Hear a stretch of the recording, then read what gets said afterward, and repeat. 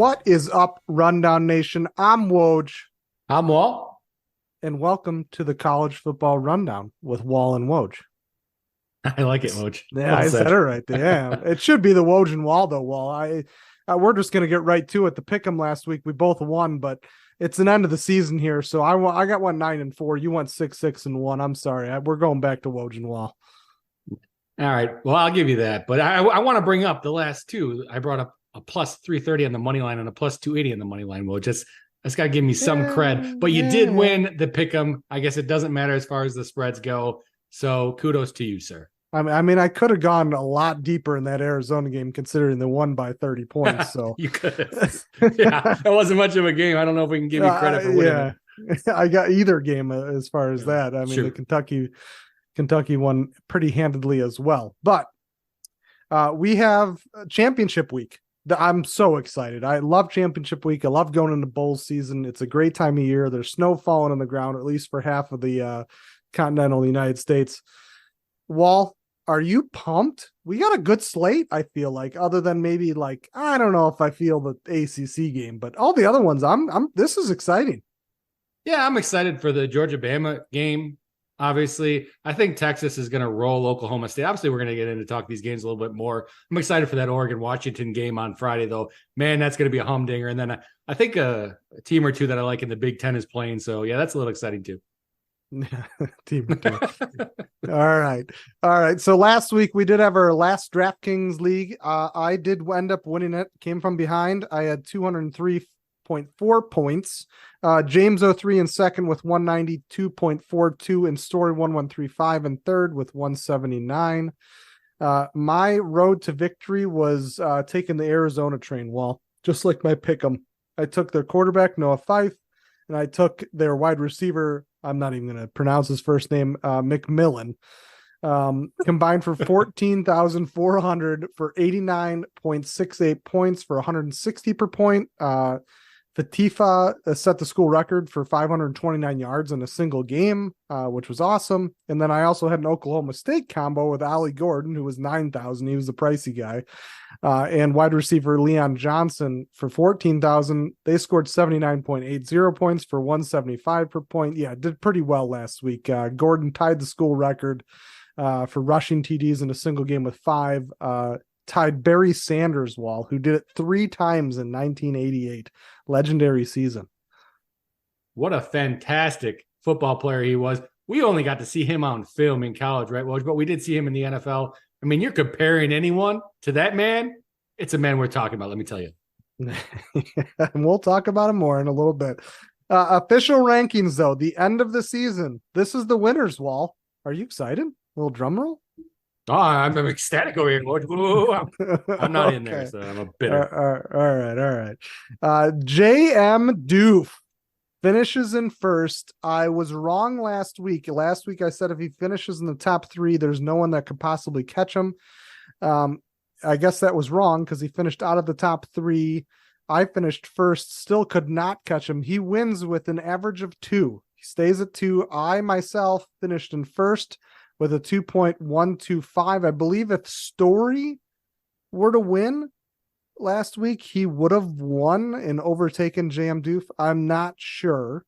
But yeah, I'm in there with 2.125. He's in there with 2. So congratulations, JM Doof, on the victory for the average wins of the season. However, with the total points, it was a completely different story. JM Doof actually finished 5th in total points. Okay, if you can believe that or not. It's a conundrum to myself even. But I did look over the numbers and they are correct. But Story 1135 wins with 130 or 1,347.86 points. Walrus 67 is in second with 1,336.32. Only a 25.86 point difference between first and fifth, Wall. That's pretty tight for 8 games in a DraftKings setting, Wall. Well, you said 25.86. You do have written down here 24.86. 24.86, yeah. Yes. Yeah. I want to make sure I get all the numbers right because I was talking with the real Jay-Z today, and he was not happy about how you marked these. He was calling you every name in the book. I know. Yeah. I even gave him the numbers. It didn't help. Yeah, I don't know. Congratulations to Mr. Doof, I will say. I'm sorry, real Jay-Z. You know, he going a little off the handle at me. I don't I mean, I don't do the calculations. It does surprise me that Story man, the real Hardways over there, he wins on the total points. So we got Doof and Hardways, right, Woj?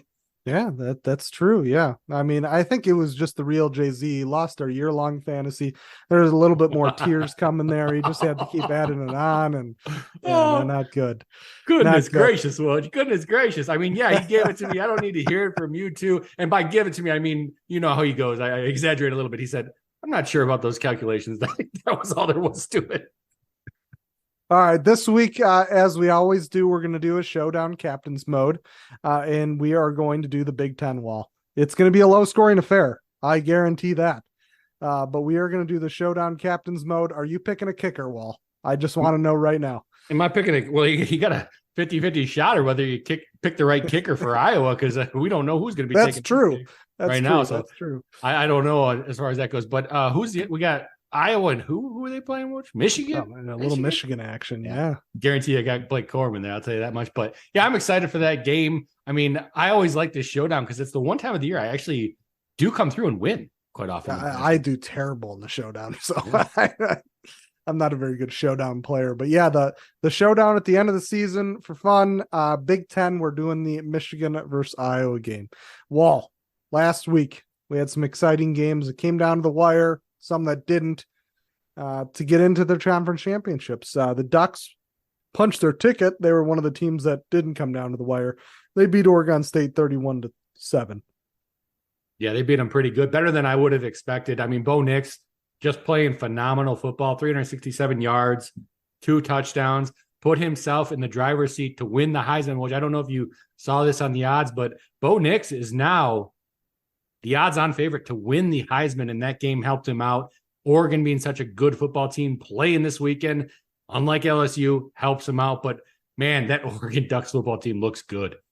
Yeah, and poor Oregon State, they've dropped 10 slots, I believe, in the last 2 weeks with back-to-back losses there at the end of the season. To good teams, too. They are, too. True. Very, but down to ranked 20th this week.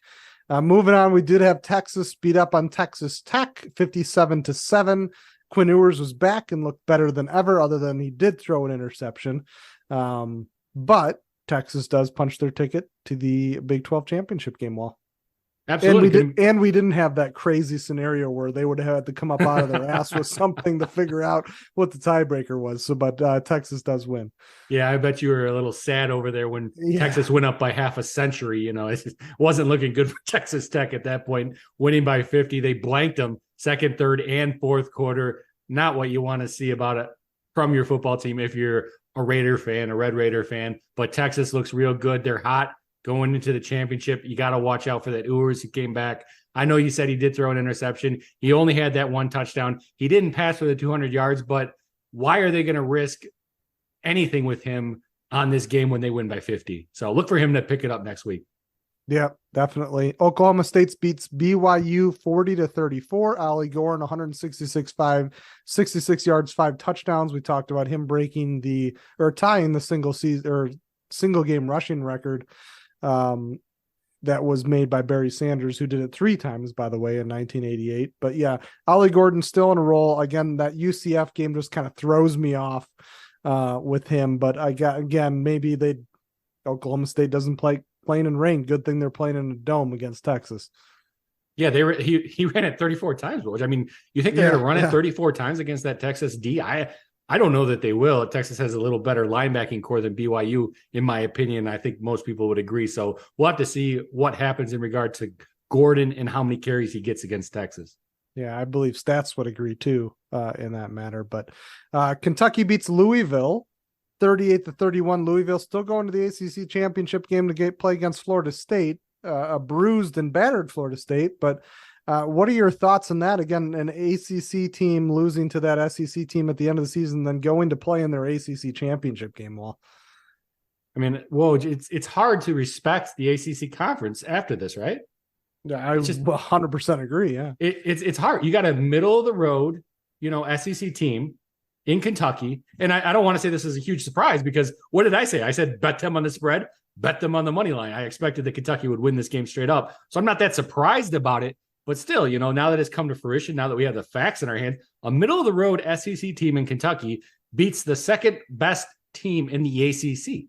I mean, it's hard to respect the ACC after this game. It's tough having Florida State with that undefeated record, because we're going to see them play this week and play themselves into a playoff, most likely spot if they win. So that's kind of my thoughts on this Kentucky-Louisville game. This is the key game where, you know what, ACC does not deserve that much respect, in my opinion. But here we are. Florida State still got a chance. They do. They do have a chance.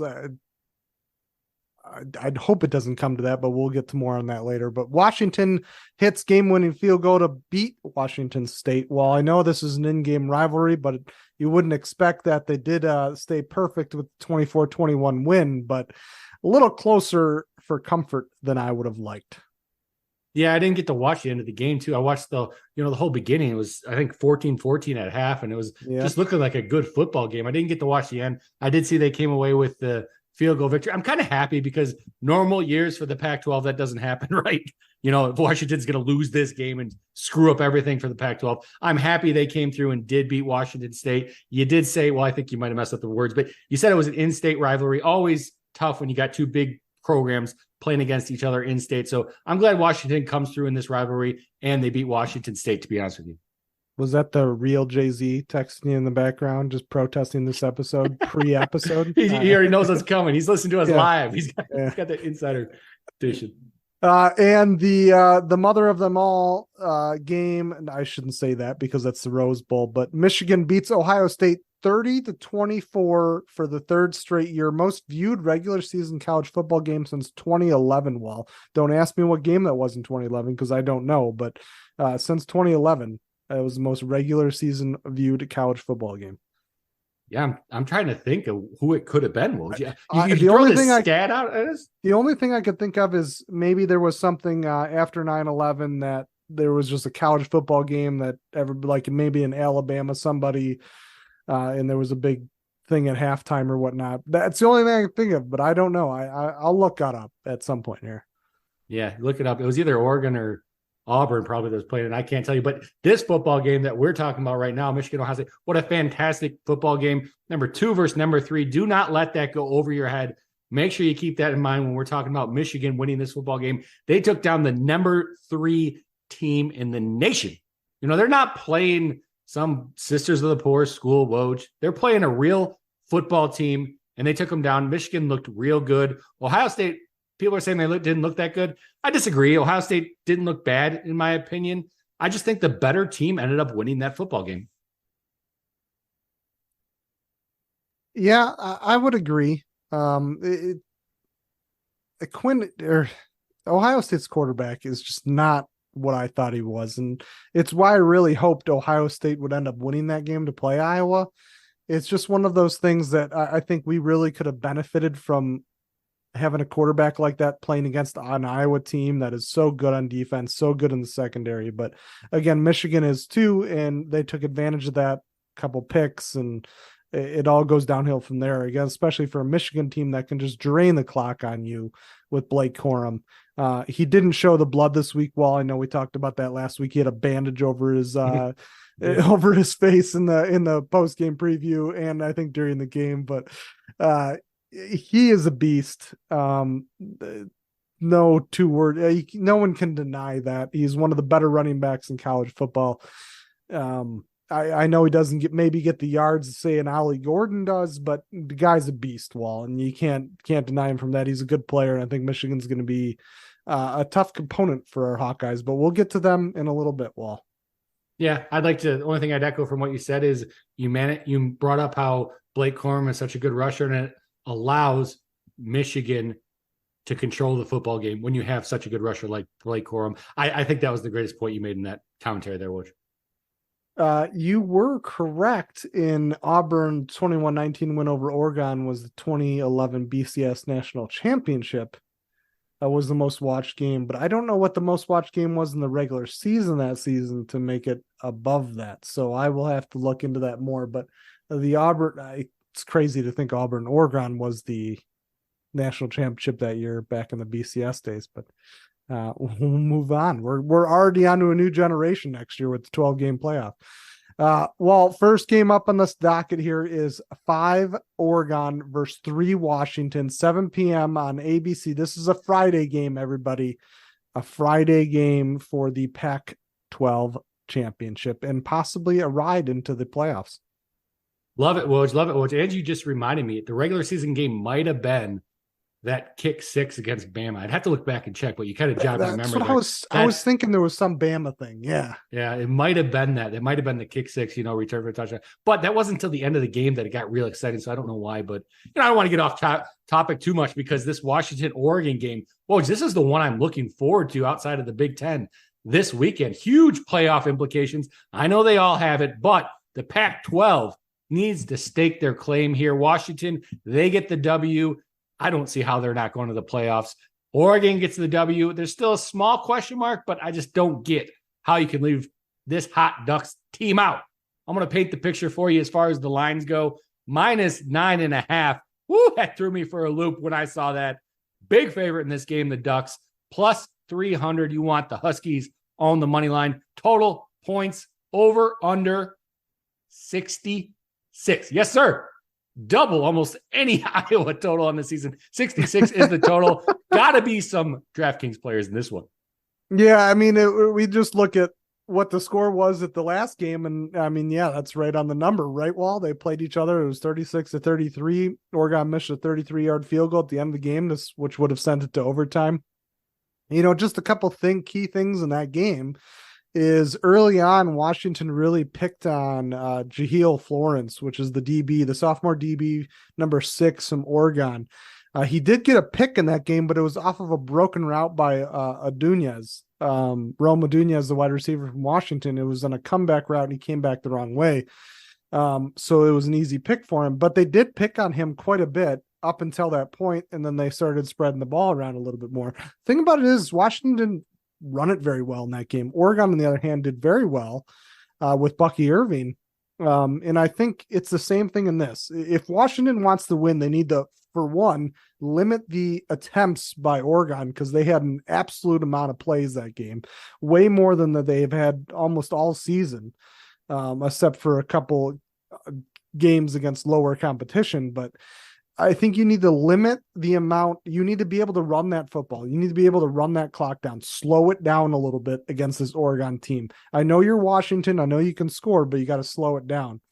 Number 2 is, again, you just have to run it better just to be able to do that. Oregon, on the other hand, I think you just need to shore up some of those big plays deep. And I think that takes away everything Washington has.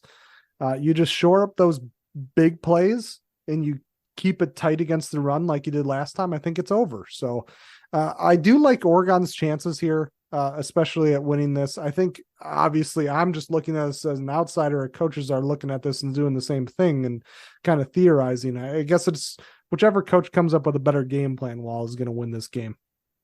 Yeah, I think the Ducks are going to win it. I mean, the number surprises me. Don't get me wrong. I mean, Washington's a very good football team, but you mentioned the great comparison we have. Hey, these teams played each other earlier in the year. I get it was at Washington, which gave them a little bit of, an edge there being at home. This one is in Las Vegas. I don't see either team really having an edge. I think they'll both travel pretty well for this game.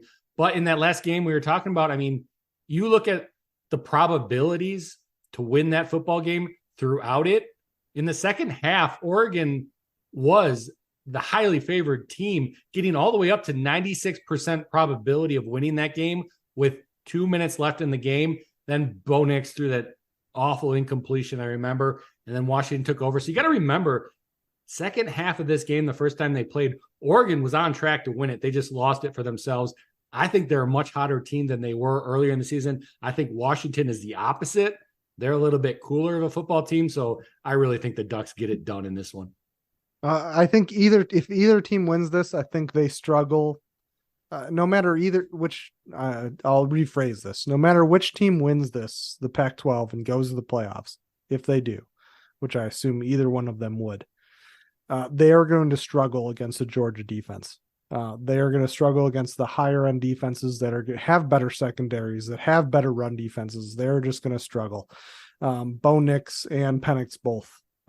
In that fact. So we've already seen Bo Nix in that SEC, we haven't seen Penix, but we've seen him in the Big Ten playing against good defenses, and both of them struggled mightily in both of those. Again, it's different teams, it's different ideas, it's different idealistics and things, all that game planning and whatnot. But I think when it comes down to it, I think both of these teams struggle when it comes to the playoffs. But we'll get to that once we find out who the winner is. Moving on, Wall, number 18, Oklahoma State at number 7, Texas, 11 a.m. on ABC. We're going down to the home that Jerry built, AT&T Stadium, the Dallas Cowboys home field. Well, I think you look forward to any time you get to say that on this podcast. I don't know why. You just enjoy saying that for some reason. I like it too. I like the stadium name, the home that Jerry built. Glad you brought that up. But neutral field, quote unquote, right, Woj? You're there in Texas. I mean, Texas has got to come out in this football game. They got to make a statement. You're a player on this football team. You're a coach for this football team. I'm thinking in your head, you have the mindset that you still got a shot. In order to get a shot, they got to win this football game big against Oklahoma State. The lines makers along the same thought process, minus 14.5 for the Longhorns. You want to bet Oklahoma State to get the upset? Plus 500, you're getting 500 back in your pocket for that hundo bet. You got to like that if you're an Oklahoma State fan. I am not in this one, clearly. Over under a 55.5, not as high as I thought it might be, but it makes sense for the fact that Quinn Ewers is probably going to be the starter. I would assume he's going to be the starter. I haven't looked into it, but he's coming back from a little bit of that injury still. You know, he had a little bit of a slow game last week. Looked good, but a little bit slower than he had been earlier in the year. I think Texas's best bet is to win big, but to make sure that nothing crazy happens. So I think that 55.5 is reflective along with the 14.5 point spread for Texas. All right. Well, I'll ask you this question. Would you rather have Quinn Ewers in your team or Alan Bowman? You mean my actual football team? Yeah, your quarterback. Your quarterback. Quinn Ewers. Okay. The game's over then. I mean, the game's over. Texas is allowing 85 yards on the ground this season on average.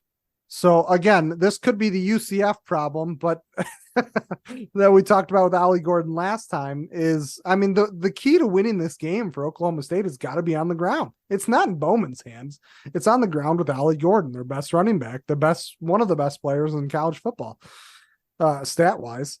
And Gundy only ran him 19 times in the first 3 games, figured out what he had. Then he started pounding him in there, but this is one of those games where I think Texas has a handle on this.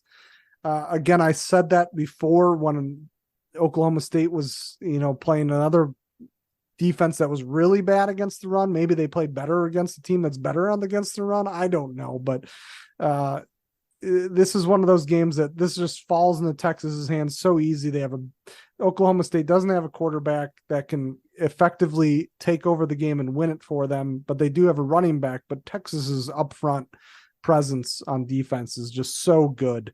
I just don't see anything that Oklahoma State can throw at them that Texas won't be able to handle or at least subdue.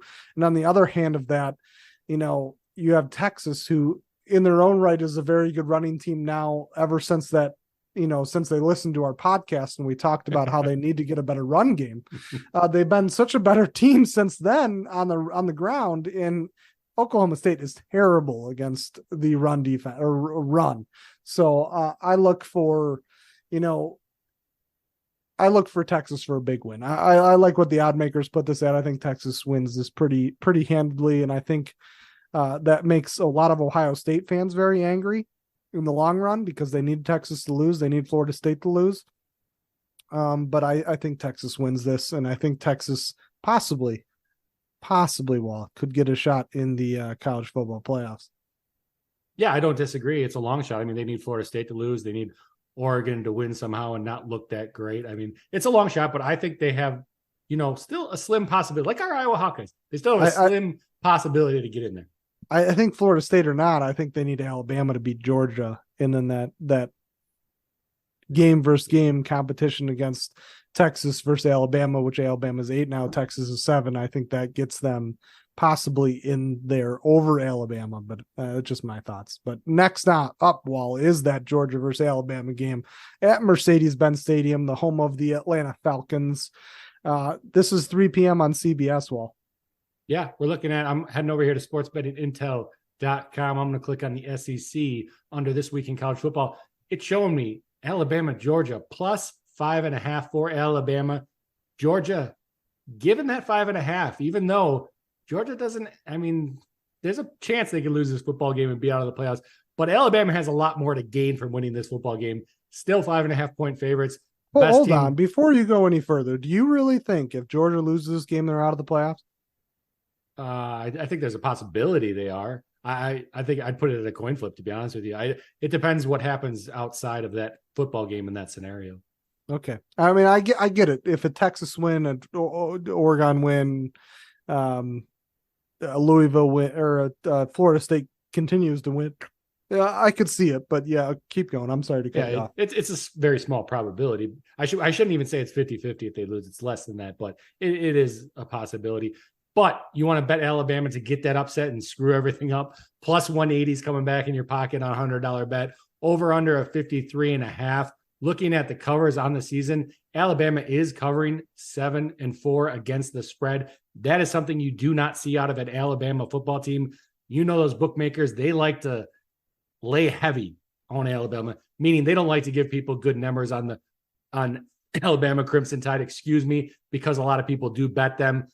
Georgia, on the other hand, 4-7-1, not covering that spread very often.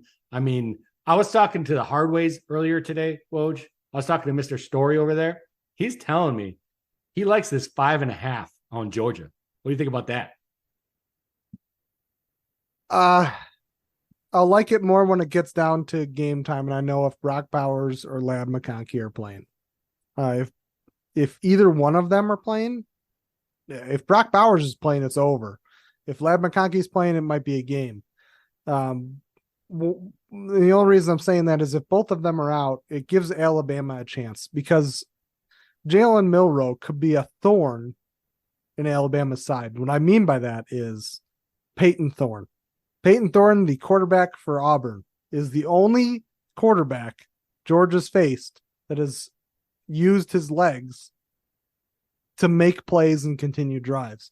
Well, let me tell you, Jalen Milroe, now that they've gotten past the trust issues and they don't trust him, trust me, they are using him like they should, and that's as a really an incredible dual threat quarterback. He's really good with his legs and reading the defense and knowing where he can run. Jalen Milroe is awesome. Again, he's a thorn in their side because Peyton Thorne from Auburn, if you remember that from this year, it was a 27-20 win for Georgia. It was a tough win early in September for Georgia against a mobile quarterback like that, with both Brock Bowers and Ladd McConkey both playing in that game. So their defense needs to come up with ideas on how to stop a mobile quarterback quick, because Jalen Milroe is going to do that all day in Mercedes-Benz Stadium. Mall. Yeah, I think it's probably the first time ever on this podcast since we started doing it. I don't even know how many years ago. Remember back on the old YouTube channel when we were doing our podcast, but I think it's the first time we've ever not talked about the Iron Bowl on the week of the Iron Bowl. And we did not talk about that Auburn-Alabama game at all. And it turned out to be one of the, in my opinion, aside from that Michigan-Ohio State game, the most exciting games on the weekend, Woj. I don't know if you caught it, but it was a close game. Auburn was beating them almost all game. Alabama, though, they just come through and they find ways to win. Mr. Milroe, come on. 4th and goal, 31 yards out, and the dude passes it in the corner of the end zone to Bond, catches it. Alabama wins the football game. They just win football games, so it's hard to bet against this team, but I believe that Georgia Bulldogs are a better football team. Yeah, it just brings another aspect to the whole offense when the quarterback can do things like Jalen Milroe does, or Peyton Thorne did against Georgia the first time when they played against Auburn. It opens up so much more for Jalen Milroe to be able to do things like that, like throw it to the corner and do that, get that one-on-one coverage that they're keen in on, because they think that, or at least Alabama in their minds, is a better team one-on-one versus Georgia. So they need to create those scenarios by getting Jalen Milroe some space and being able to pull defenders, being able to pull linebackers, making spies, doing things like that. So opens up the field so much more. And I think if the Alabama can successfully do that, they win this game. Again, a big thing key here is Brock Bowers makes a huge misplay, or I shouldn't say misplay. I should say I'm trying to think of the word here, but a mismatch for Alabama. Their linebackers would be tough to block. Anybody is tough to block or to stay one-on-one with Brock Bowers. So if he plays and he's back from that injury, which he did dress last week, he didn't play against Georgia Tech. I would imagine that this would be a different game, and I think Brock Bowers would pop off pretty handily. Well, it for any team, it creates a tough matchup because he is, tight end size, wide receiver skill, and you do have your linebackers that are always lining up against him, having to cover him. You try to put somebody in the secondary, bring them in man to man. The dude's just going to go over the top of them, push him out of the way. He's a matchup nightmare for any team, Woj. But I agree, this team especially. You were right, by the way, Wall. It was Alabama LSU with that last second kick that was the most viewed regular season college football game in 2011 ever. Ever. Hey, Woj, I know a thing or two about college football. You surprised? So now the new one is their Michigan versus Ohio State this last week was the most viewed. So we can forget about that last second field goal there. Moving on. We have the ACC. Well, we got number 14 Louisville at number 4 Florida State, 7 p.m. on ABC, Bank of America Stadium, the home of the Carolina Panthers. The only field, by the way, of the Power Fives here playing their conference championship games to not be domed. If that makes a difference or not for your betting utensils as far as what the weather will be. Probably affects the totals there. You got over under of 47.5, 48.5. Depending what book you're looking at. You know what? That would expect open weather, right? A little lower than one might expect for these two football teams, but I don't think it's going to be bad weather. So maybe they're just thinking offenses do not come and show in this one. It's a tough game for me to talk about. We're going a little long in this episode probably, so I'm not going to talk a whole lot about it. I will say this. If you watched Florida State last week, I mean, you got to understand, especially considering the Louisville losing to Kentucky, we mentioned earlier, it's tough as a college football fan to see that Florida State might get into the playoffs as is. Jordan Travis is hurt. We got to remember that they're missing their best football player on that team, which, that it speaks to maybe why they almost lost to Florida there. But again, a middle of the road SEC team, almost taking down the top team in the ACC. It's tough to see that this is the atmosphere we're in, but we are. Florida State in the football game, -2.5, plus 115 if you want to bet on Louisville, the team that almost all of America will be cheering for this weekend. You know who I'm cheering for, Walt? Yeah, definitely Louisville. I got a Louisville flag. I just ordered it on Amazon Prime. Hopefully it'll get here in time. It's going to hang with my Iowa flag. But yeah, this is not the same FSU team without Jordan Travis. Tate Roadmaker went 12 for 25 for 134 yards, 0 TDs, and he's not a scrambling quarterback, so he was like negative 50 yards because he got sacked so many times against that Florida game. This is going to be a Juwan Jordan from Louisville versus Trey Benson from Florida State running back battle. It's going to look more like a Big Ten game on the ground than you've seen an ACC game. That's why that number's so low.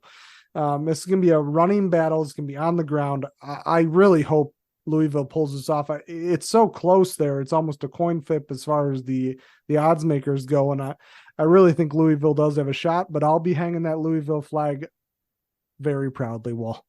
Love it, Woj. Give me one too. Send one over to my address. Sounds good. On to I again can't say granddaddy of them all because it's not yet, but number 2, Michigan at number 16, Iowa, 7 p.m. on Fox, Lucas Oil Stadium, the giant barn in Indiana there, Wall. Yeah, it's going to be an exciting football game. One we are looking forward to for sure. The lines maker, obviously, they got this one wrong, Woj. They got the dog flipped in this one. If you want Iowa, you're getting 23 points now. I mean, we're up to 23, opened around 21.5, 22. Now you're at 23, best line for the Hawks, plus 1,200, plus 1,400, depending on the book. And then the talk of the town, the big thing about this football game, Woj, the total in it. The total. And again, we got to preface this by saying Michigan, Woj, They are the number 2 team in the nation. The total in this game, 35 over under. Can you believe that?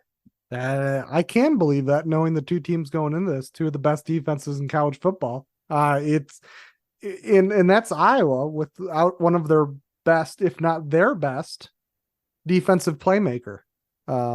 So that's saying a lot for this Iowa defense and how well they've played, and how well our special teams have played, putting them for defense in advantageous situations. Our offense, on the other hand, Iowa offense has been not that good. Hill is a mediocre quarterback at best. He has one throwing speed, which is it's like hitting the turbo button on your controller as many times as you possibly can. He likes to throw it really hard, really fast. Doesn't have really any control over downfield attempts, even though they did try quite a few of those this last game to try to, I'm assuming, get him comfortable for possibly a position to do that. Because I'm pretty sure Michigan's going to show a lot of man, knowing what Iowa has on defense. So if Iowa can adjust to that and be able to make some of those downfield throws, they have the playmakers available, especially if Brown is back in the game, the wide receiver from Iowa who transferred from Ohio State. As long as he's healthy and in the game, Seth Williams, who's a freshman, I believe, at Iowa, has some legs. He can beat any DB, I believe, in college football as far as downfield throws. So I would look for those guys to be big playmakers in this. If they do end up planning out, or they do end up winning and want to get this tight and score those touchdowns. But this all comes down to defense. Well, which defense can play the best? Can Iowa stop the run of Blake Corum? Really is a big key factor here. It's a huge factor, and I agree that is the game, because Iowa is not going to win it on the offensive side of the ball. But if they can somehow stop that Wolverines offense and win it with their defense, you never know. You can get one deep touchdown pass. You could break a run. You can get a touchdown on defense, which Iowa is notorious for. So if that defense can come through and stop Mr. Corum to some degree, you got to remember, he doesn't have 1,000 yards might surprise you a little bit, Woj. He doesn't have 1,000 yards rushing on the season yet. He has 976. So I'm guessing after this game, he will be over that century mark. But still, let's keep him pretty close to that 1,000 yards rushing. I mean, you know where my money's at in this one, Woj. I know where your money's at. I know where my heart lies with the Iowa Hawkeyes. Where's your money, Woj? Where's your money? I don't bet on my home team. It's a bad juju. So we're gonna stay away from betting this game. But not we. Well, I will stay away from betting this game, but Iowa is my favored to win this game. And I know Kurt Ferentz made a statement the other day saying, if we win this game, or I hope we win this game just so that we can really shake up the playoff committee's thoughts on the whole situation at the end of the day. I'm glad that he has their thoughts in mind when he's deciding whether to win or not. But it'll be a good game. It'll be a defensive battle. Most people probably won't watch because of the offense that will be happening in this game. Hopefully, all I'm asking for is Iowa to stick it tough and tight, especially into the second half. I don't want any 52-6 blowouts here, Wall. Yeah, we do have to remember we are playing the second best team in the nation, Woj. Perhaps the national champion come end of the year. But I'm excited for the football game. I like that kind of football. I know a lot of people don't like that kind of football. A lot has been made out about this spread along with the total, implying that Iowa's only going to score one touchdown, essentially. But I look at it the other way. Iowa is expected to hold the number 2 team in the nation to less points than all but one game on the year, Woj. That's how good we are on D. No, it's phenomenal. We're amazing at doing what we do the best. For the Woj and Wahl rundown and the conference championship week, I'm Woj. And I'm not going to let you end this yet, Woj, because I got one thing that I'm going to throw at you. Whoa. I saw this on our podcast, and I'm going to save it for the end. So you guys don't want to listen? Don't listen. That's fine with me. But, Woj, we got a review here on Apple Podcasts. I want to share it with you. I don't know if you saw it. Are you ready? I'm ready. I did not see it, so this is exciting. All right. It's from Hopefully it's not terrible.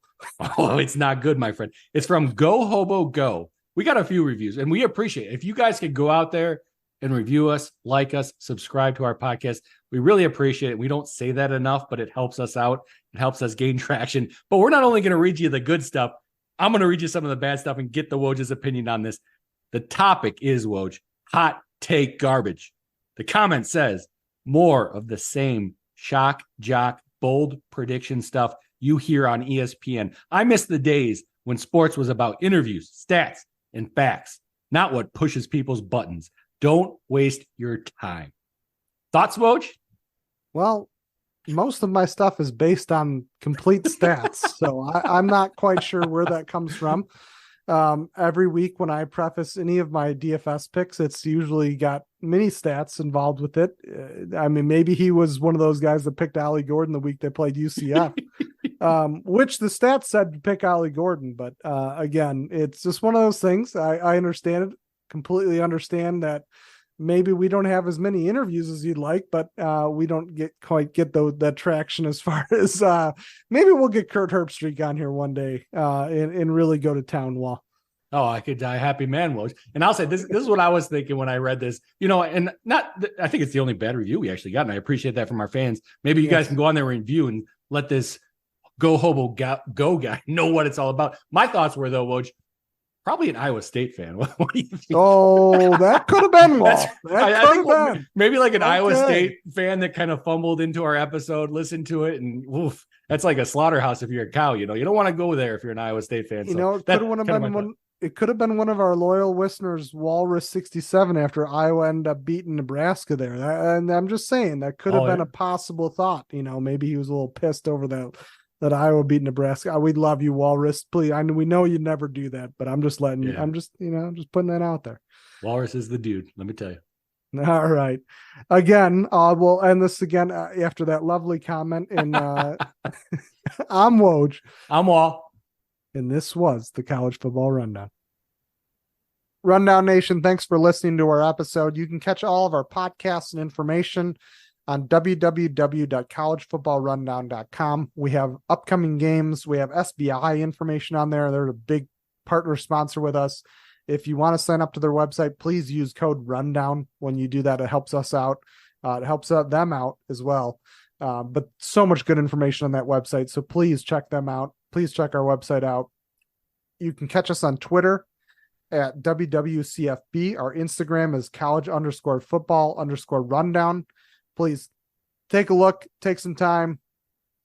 We do our weekly Draftkings League, so make sure to get in on that. All the information for that is on our website. Other than that, I'm Woj. And I'm Wall. And we are now definitely out. Thank you for listening.